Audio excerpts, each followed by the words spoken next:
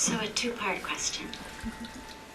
The first being the presence of mortal or physical beings elsewhere in the universe, life on other planets or other places. And the second being, do our souls travel to other parts when they're no longer with our bodies? In response to the first question, we can only guess from what science tells us. But we also can guess based on what common sense tells us. Year after year after year, our universe keeps expanding. Where we thought the universe ended 20 or 25 years ago, now we know beyond that there's more. As our methods of discovery get better, our telescopes get better, our different technology gets better, we're able to see more and more, and we therefore discover more and more, and the universe seems to be expanding. The carbon, nitrogen, oxygen, hydrogen that makes up our bodies, the world we live in, it seems to me that it would be really, really arrogant, blind, to assume that we were the only place in the entire universe where those elements became life. It certainly makes us feel more important and sounds nice. But my instinct from even just science says that chances are there's life in other places. Exactly what it looks like, we don't know. If you look at the surface of the ocean, you'd think there was no life there. It's not until you go deep into the ocean that we realize, oh my God, there's actually all kinds of wonderful life here. And then we used to think, well, there was only life to a certain depth. And then when you got deeper, where they had all the thermal springs, it was too hot, there couldn't be life there. Now they know actually there's life there too. But the life that's able to live on the thermal springs, thousands and thousands and thousands of feet deep in the ocean, where there's no light at all, and the life that's able to live toward the surface of the ocean, and the life that's able to live out of the ocean, are going to be different. And in the same way, chances are that in different spots of the universe, that life is going to be different. But absolutely, I think that it would be beyond egocentric of us to think that in the vast universe and the vast creation and all of these elements, that we are the only ones where the elements have managed to combine into that which we call life. In terms of the second question, do our souls go someplace else? Travel. The dilemma with the question is that the question implies that the soul exists in one spot, like my body exists, and that therefore it could move from over here to over there. And really what you're asking is, does it need the body to be able to move, or once it no longer has a body, can the soul also move? But the very premise of that is the assumption that the soul is also some sort of finite thing. And one minute it's over here, and then assuming it can move, at another point it's over there, and assuming it can still move, at another point it would be over there. Whereas actually, that's not how the soul is. The soul that we have is actually part of and not separate from the divine universe. We get into concepts of the Atma and Jivatma, the supreme soul, the individual soul, the concept, for example, of the sun reflecting into all sorts of different vessels, some wider than others, some narrower than others, some with more water, some with less water. And the reflection that you're going to see of the sun in each of these vessels is slightly different based on the size of the vessel, the shape of the vessel, the color of the vessel, how much water there is in the vessel. But the sun is actually one. And so it would be like saying that reflection, if you broke the vessel, could the reflection travel from one spot to another spot?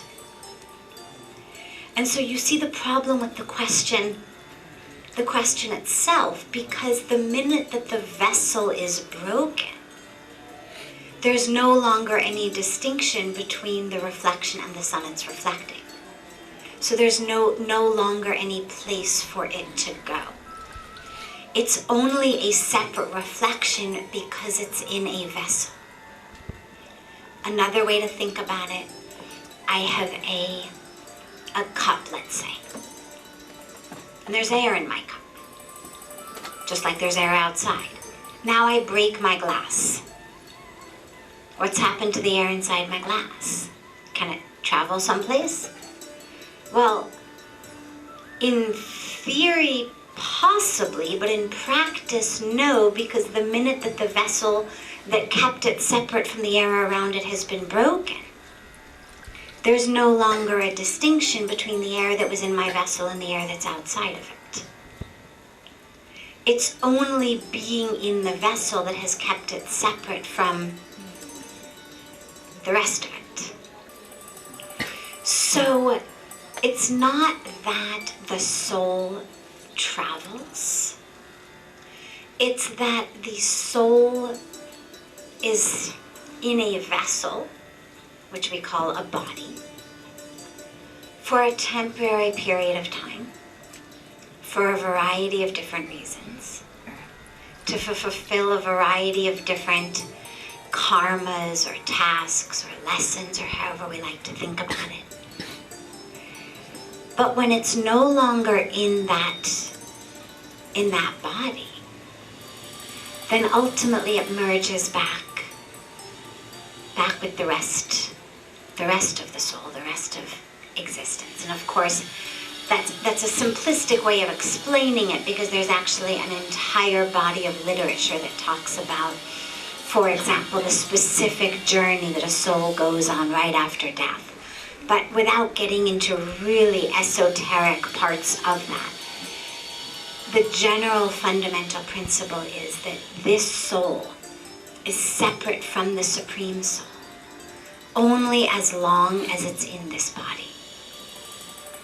When the body is no longer there, the soul now merges back into the infinite Supreme Soul from which it came to begin with. That which happens in the future seems to us in many cases to be very random. Oh, I never imagined this would happen. Oh, I never imagined that would happen. Oh, what a surprise. But the issue is that what we're doing is actually creating that future. The example we always give is, if I plant an apple seed, I'm going to have an apple tree. I have an apple tree today, I say, oh, wow, what a surprise. But actually, if I had been watching all along and able to see all along, I would have been able to see myself planting the apple seed. In our dreams, typically, if our minds are not too busy fulfilling unfulfilled desires that didn't get fulfilled during the day, therefore I'm fulfilling them in my dreams. In my dreams, I'm a billionaire. In my dreams, I have 30 wives. In my dreams, right? So if I'm not too much of a slave to those sorts of desires, that my mind has to now fulfill them in my dreams because they're not being fulfilled in my life, then the minute that the mind becomes quiet, we're able to see things that we're not able to see normally. It's not about traveling. It's about becoming free. Why can't most of us see most things most of the time? It's not that they're not before us. It's because our minds are so busy. Being in the past, being in the future, being with our fears, being with our desires, being with our expectations, that we're not in the present, we're not able to see the fact that here I am digging a hole, planting a seed, putting dirt on it, watering it. So we're surprised when a tree blossoms the next day. In the dream state, if we're able to be free, and this does come from spirituality, of course, if we're able to be free from the mind just fulfilling dreams and desires that didn't get fulfilled during the day, then there's actually a state of quietness where we're able to see things. And that's why they talk about writing down your dreams, because frequently there's a clarity there that we don't have during the rest of the day. So what I would say to you is that what's happening is, in your dreams, you're able to see the fact that you're planting an apple seed, and therefore it becomes very clear to you that there's going to be an apple tree in your future. It's not so much that you've traveled into the future and you've had darshan of this tree, now you've come back and said, wow, there's a tree. But there's a clarity of where you are and what you're doing and what's happening that enables you to understand there will be a tree in the future. The other piece of this is on an even deeper level, which is that says that time is actually not happening on the continuum that we think about it. We think about time as being very linear. Yesterday, today, tomorrow. But what our sages and rishis and saints have told us for thousands of years is what quantum physicists are telling us today. That time actually bends, that it's actually a spectrum. The field of quantum physics is phenomenal. I'm far from an expert on it, so I'm not even going to go into too much of it. But what I can tell you is that they're saying the same thing that the rishis and the sages said thousands of years ago, which is all of time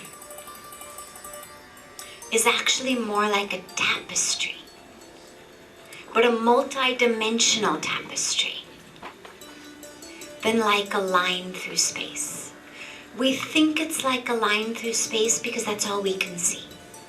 Our eyes are limited. But that doesn't mean that that's how the world is. And so a lot of enlightened people are able to see what we would call the future, not because they've traveled into a point farther down the highway, saw it, and then came back, but because they have access to the entire tapestry. We're looking at the world through the equivalent of the tube of a roll of paper towels, or the tube that toilet paper comes in, that all we can see is like this. But that doesn't mean that what's out here isn't just as real. It's just that we can't see it. And so every once in a while, sometimes in a dream, sometimes in meditation, or for the saints in that state of enlightenment, we have a glimpse of the full tapestry. And so we're able to see. It's not so much what I saw came true, as I was seeing that which already exists. My vision got broader for a moment.